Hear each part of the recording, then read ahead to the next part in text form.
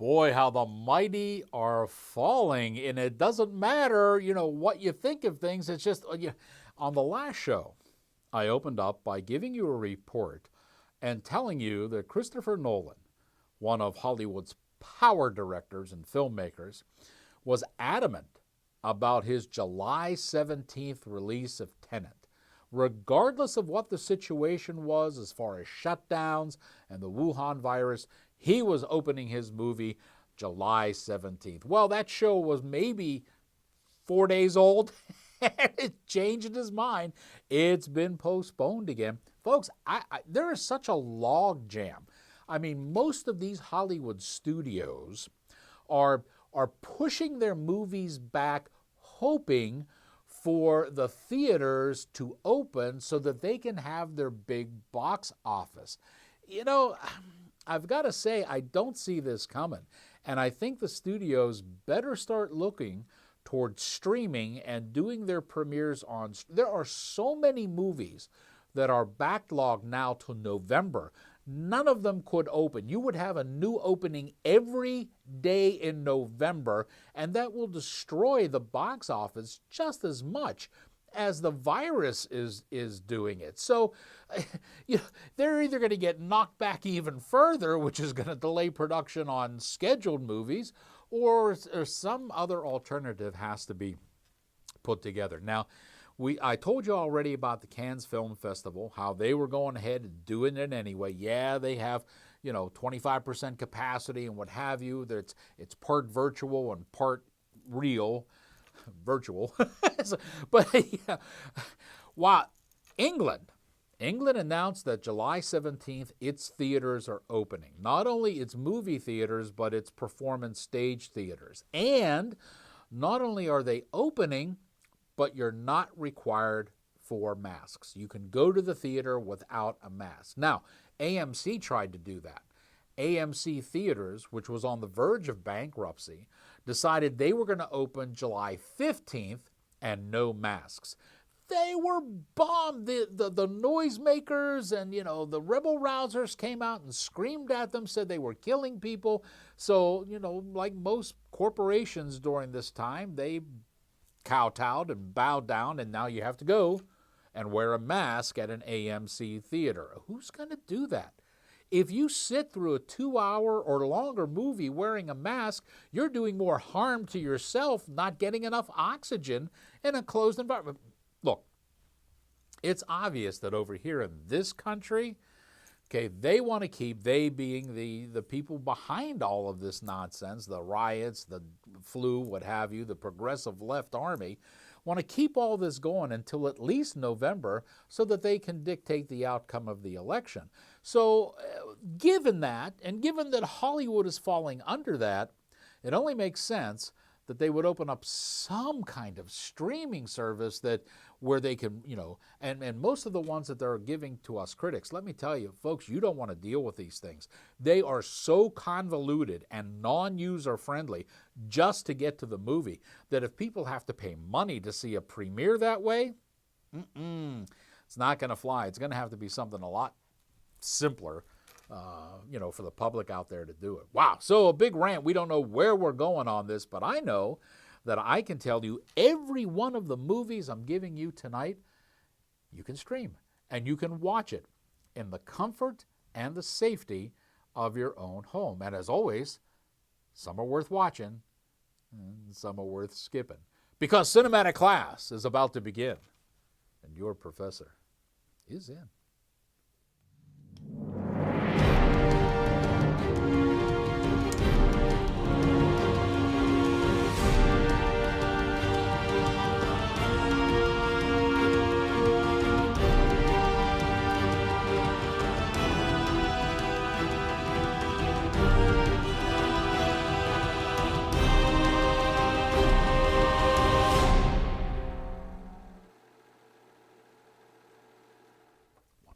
Good evening, ladies and gentlemen, and welcome to another exciting edition of Outtakes with Fiore. Kind of a long introduction, but you have really no idea how discombobulated this whole situation is with movies going on in Hollywood. And They're letting some movies out for the critics to see and review and let you know about, but it's the big blockbusters that are really causing the jam up. They don't want to let those out on a stream. I personally don't see where they're going to have much choice, because it's pretty definite that we're going to get Wuhan virus nonsense, and we're going to get insurgents and domestic terrorists rioting in the streets to keep unrest all the way up till the presidential election. Once that election is over, watch how all this kind of dissipates and disappears. So we'll wait. We'll see what happens. Maybe then the movies will come out. But wow. Okay, so let's get to the movies today. But wait, before we do, I've got to look. Huh? This is your cinematic professor as you know him and love him. Nicely coiffed, right? Simply because Sam is open again. I was, how happy I was. I was getting kind of mangy over here on the side. I'm talking about our sponsor on the show, House of Fairuza, located on South Park Road, where it meets Drake, right across from the Ruth Red Market. Sam is open. He's taking clients again. Oh, my God. It feels so good to have this haircut again. And happy to report that now that he's open, you'll be able to see this bright, shining, sexy Italian face in all its glory. And Sam does a good job making me look good. So do the filters on that camera lens. So Sam is open. Call him today. Make an appointment. Go down and see him. No reason to walk around looking like a Wookiee anymore.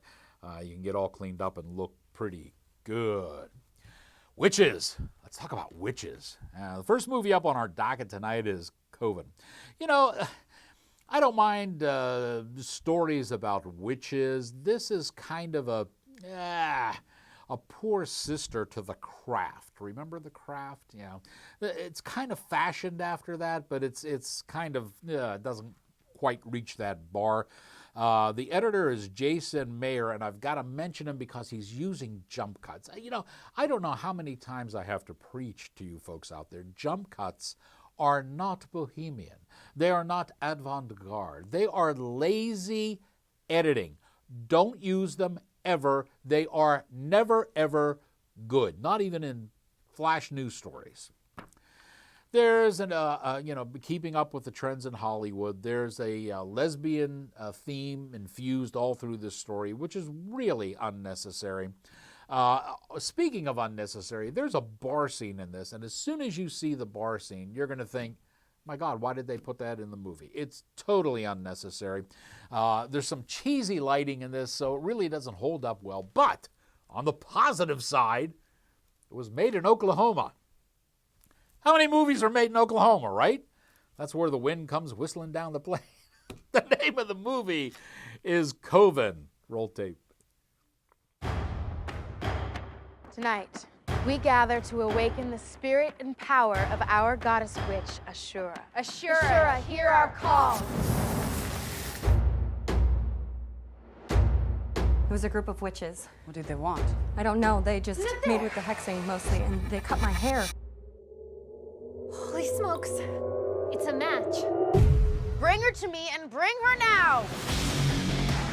Let me help you. I'm Beth. We are a coven of witches dedicated to reincarnating the spirit of our ancestor, Ashura. We've already done all the heavy lifting. We just need you for the final phase. So why should I help you guys gain all this power? Our destinies are intertwined. Together, we will be so powerful. Anything you've ever wanted can come true. Leave it. Let's go. Let's invoke this witch, shall we? Ashura has risen. We summoned her tonight. So the magic is real? Very real. Trick or treat. They can run, but they can't hide.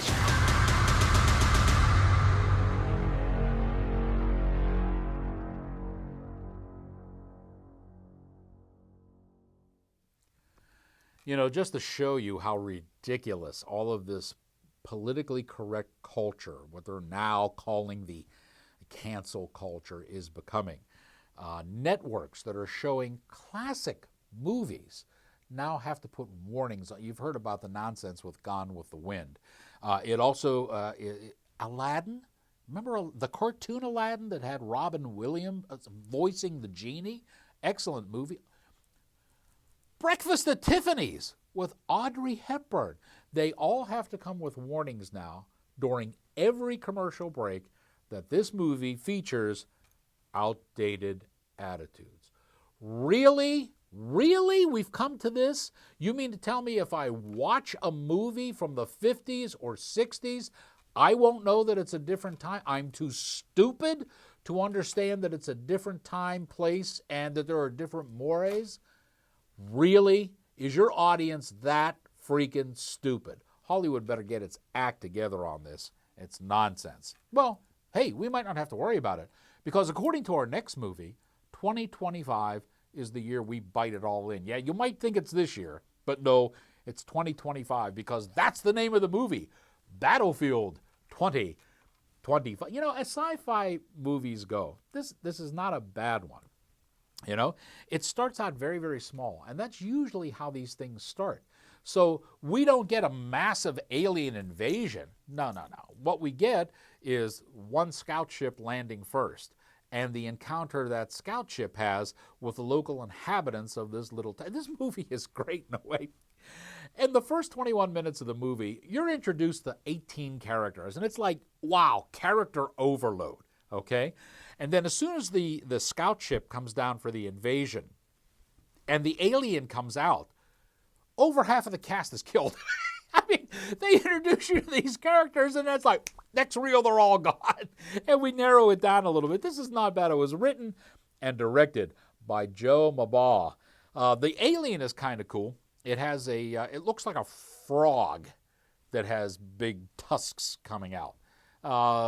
Some of the special effects, it's a low budget flick, folks. So some of the special effects, and during the end credits, there's a lot of they put together some fake ads for businesses trying to operate during the alien invasion. It's really worth a look. It's called Battlefield 2025. Roll that tape.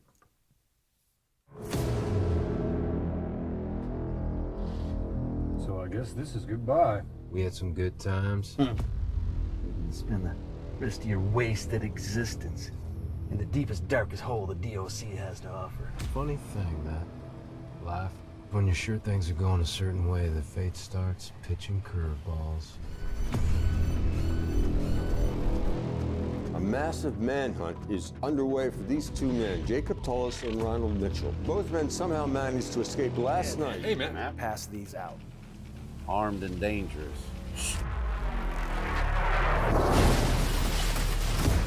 That's incredible.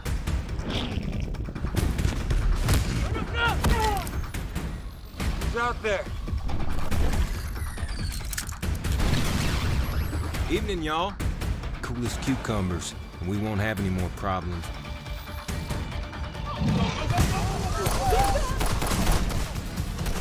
There's one thing I do know.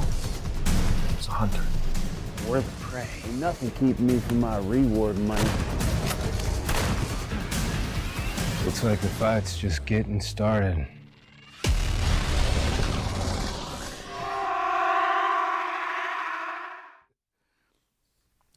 So just before I came into the studio today, social media was exploding with news that Michael Keaton is going to return as a older, wiser Batman, mentoring the new breed of superheroes. He's going to make cameo appearances in all of the DC movies that are planned to come out, starting with Ezra Miller in The Flash. They're doing a Flashpoint story on that. And it's real cute that everyone's going crazy about this, especially in Pittsburgh, although nationwide, really people don't care. Let me pump your brakes, son, as the saying goes. A quick call into Warner Brothers said this is not a go. Yeah, there have been some informal talks, but it's not a go. First, okay, Warner Brothers is still highly, highly pissed off with Michael Keaton because of what happened after his second outing as Batman in Tim Burton's Batman Returns. And second, yes, they are not pleased with Ezra Miller still, and there is still an effort to try to bump him out of the Flash movie. Now, that's coming right from the studio execs, so take everything you're reading on social media with a little grain of salt. Go with me, because I am the purveyor of truth in movies. And that's why I tell you that, this had the possibility of being a very good movie, and then naturally the agenda had to come in and ruin it. It's called Mighty Oak, and it's a simple story, really, about a dynamic and creative musician who is tragically killed and then suddenly reincarnated into this little boy. Now, the little boy is actually Tommy Reagan, and this kid got some mean licks on the guitar, and he gets to show them off during the movie. But what kills the movie is writer Matt Allen, and he does it because in this movie he has to infuse the destruction of America theme that the nuclear family unit is no good.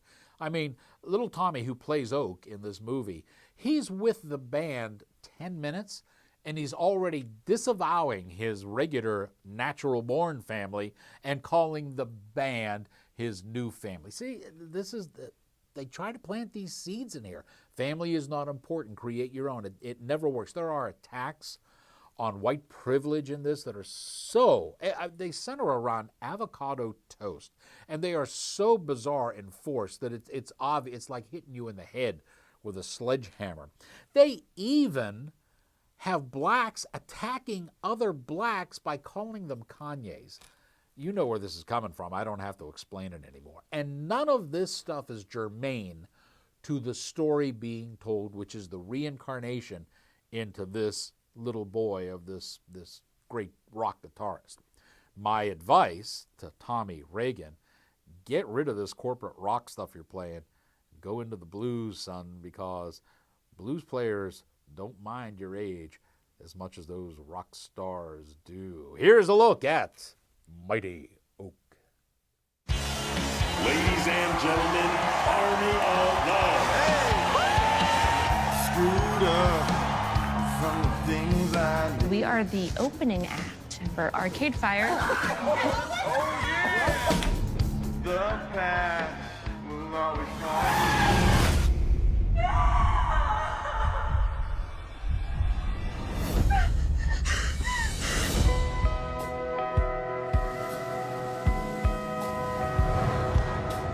Mr. Biggs, thanks for the guitar.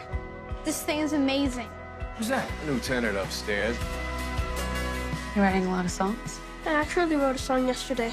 You did? It's about it not being easy growing up. I hear your friend's got some sick skills. Sure does.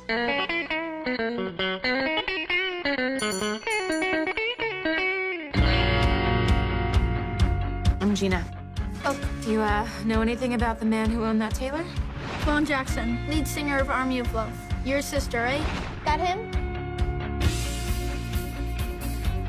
Do you believe in reincarnation? What if we were all meant to be together? You, me, Vaughn, the band, just in a different way, in a different time. Is that so crazy? You guys ready to meet your new frontman? Oh my God. It's Army of Love. You were meant to be a part of this family.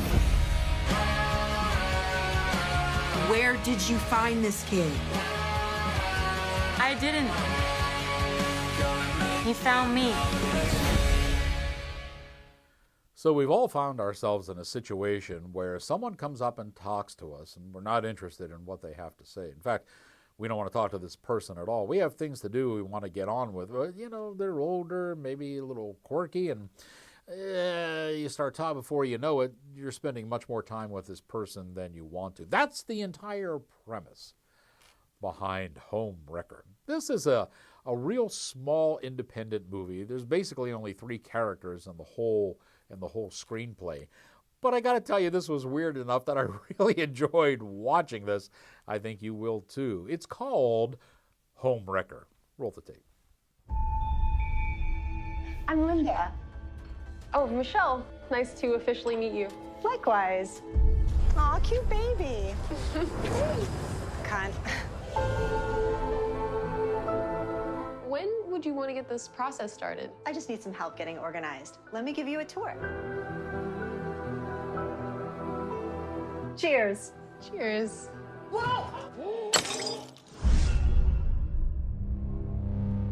Listen, I feel really terrible. How can I make that up to you? I really have to go. Are you thinking about leaving now? Linda! I get it. Why would you want to hang out with a weirdo like me? And more politics rears its ugly head in the movie business. The people at Showtime Network are a bunch of weenies. I tell you what, is there anybody in this country left besides yours truly who has any backbone? They had a 4-part miniseries called The Comey Rule. And it stars Jeff Daniels as disgraced FBI director Jim Comey. And it has Brendan Gleeson, who's a fine actor, British, playing Trump. Now, the whole purpose of this movie is to show that, Trump is bad, Comey is good. And it was set to air begin airing last week of November, first week of December. The person who wrote and directed it, Billy Ray, got all jumping ugly about that. And he said, it's important for everybody to see my movie before the election because it'll affect their vote. Comey good, Trump bad. They kowtowed to him. They did it. Now the entire 4-part miniseries will air in time to be completed by the November 3rd election. Weenies, just weenies. Speaking of political, Jon Stewart, who an entire generation thought was a prime news source, that explains a lot, doesn't it? Has come out with his writing and directorial film debut in a movie called Irresistible. Okay, I never liked Jon Stewart. I never thought he was particularly that funny. But I will say this, he did try in this movie. Now, it's Jon Stewart, so the movie leans left, all right? You got to expect that going in. And yeah, it's the same old left crying we've heard for years. But to Stewart's credit, he does throw in a couple of jokes on the other side of the coin just to try to keep that box office a little bit bigger than it would be if he went total left, okay? So kudos to him for doing that. He succeeds. Although there's more left-leaning, there is enough stuff on the right that it'll keep things happy. Steve Carell is in this, and basically he's just playing the same character he did in The Office. Some people like that, so it's not bad. It's worth a little look. For a first effort, we'll give Jon Stewart an A for effort. It's called Irresistible. Here's a peek. Democrats are getting their asses kicked. We need some way to road test a more rural-friendly message. If you can't live your principles in the bad times, I guess they aren't principles, they're just hobbies. Nice. John Wayne and a tractor have a baby, and all you can say is nice. Really nice. Oh my God, it's so nice. Colonel Jack Hastings is our key back into the great now swing state of Wisconsin. He just doesn't know it yet. I'm gonna make a big deal of this. It's on here, boys. Game on. Tons of press, lots of money. This seems a bit crazy. What do you think of that right there? No, I don't. Sorry, not you, Dot. This is the A-Team. All you have is fear. $20 says I do better with fear than you do with shame. The Democrat Party can't win. They're getting desperate. This is really just another perfect example of the DC elite trying to dictate how we should live. That's we. You're DC elite. Oh, no, actually, I'm from here. I'm from Deer Lackin. Irresistible. Written and directed by Jon Stewart. In theaters and on demand June 26th. Go to watchirresistible.com for more. I said in the last segment that I was the only one with any backbone when it came to Hollywood. I should have step back on that just a bit, because the estate of Sir Arthur Conan Doyle is also showing a bit of backbone. You know how Hollywood wants to take all of these established literary characters and turn them over into a very politically correct character. They wanted to do it with Sherlock Holmes. They're going to take Sherlock Holmes, make it his sister, who is going to be younger, and naturally she's going to be smarter, and she's going to be the one that actually gives Sherlock Holmes all of his great abilities and what have you. And she was going to be played, it was called Enola Holmes, and she was going to be played by Millie Bobby Brown, who certainly is a big name. And finally, somebody stood up and said, you know what, enough is enough, no. And they sued the company for both copyright infringement and trademark violations. You know, I hope they do this. I'm not interested in Sherlock Holmes having a sister, which he never had. I'm interested in Sherlock Holmes. And if you can't do a story on him, keep your politically correct stuff back on the drawing board where it belongs. Joey Loomis and Michael Lyons did everything under the sun for this movie. Honest to God, their name so many times in the credits, they should have just put up one big credit that said, we did everything, And not only did they do everything behind the camera, from Foley work to lighting to gaffing to camera, editing, they also put themselves in the lead roles. Normally that's a kiss of death. And I got to tell you that it works in this movie too, because they're not strong actors. They're really not. Now, they had some kind of connection with Tom Sizemore, and they bring him in for a cameo to try to add a little gravitas to their performances, which is not a bad move. But the big thing that goes wrong with this movie is they did absolutely no research on this. It involves a sex trafficking team and a SWAT team, and it's quite apparent when they put this script together, they had no clue how a SWAT team operates, and they had no clue how the sex trafficking trade operates. And you're sitting there going, oh my God, what the hell is going on in this? All right. The sex trafficking trade is one that, it's one that can really get my blood pressure going. I think people involved in this are probably the lowest form of scum on the earth. Okay? That said, this movie brings to light a very serious project. It's just not that good of a movie. Here is a look at The Runners.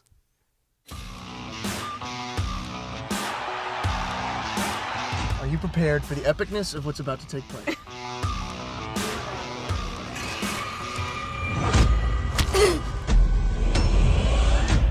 Hey, it's Zoe. Leave a message. My name is Ryan Stevens. My sister, Zoe, she went to a party last night. Hey, Sheriff. Boy says his little sister went to a party last night and never came home. Party's over, bro. Zoe! I take pictures of pretty girls like yourselves, and I post them and wait for nice gentlemen to give me a call. Something bad happened. Pastor, can you help me? You see, we live in a world people have broken by choosing sin. Without repentance, will always lead to death. Who are you? El Diablo. I am the purveyor of truth. I do not lie. Ladies, gentlemen, I told you that little bear that came on to this set, I was going to make him a big star. Said it on the Facebook page. If you're not following Facebook, you should be. Posted him up there and said, I'm going to make him. Is this big enough for you? Huh? When I keep my word? Huh? Told you I'd make him a big star, and there he is. Say hi to everybody. You can't get much bigger than this, folks. We're fresh out of time. I'm going to take a couple of weeks off to celebrate Independence Day and stand up for all things that are good and American. So I'll see you in a couple of weeks. Until then, now that you have learned what you have learned, your class is dismissed. Say bye to everybody. It's a big story.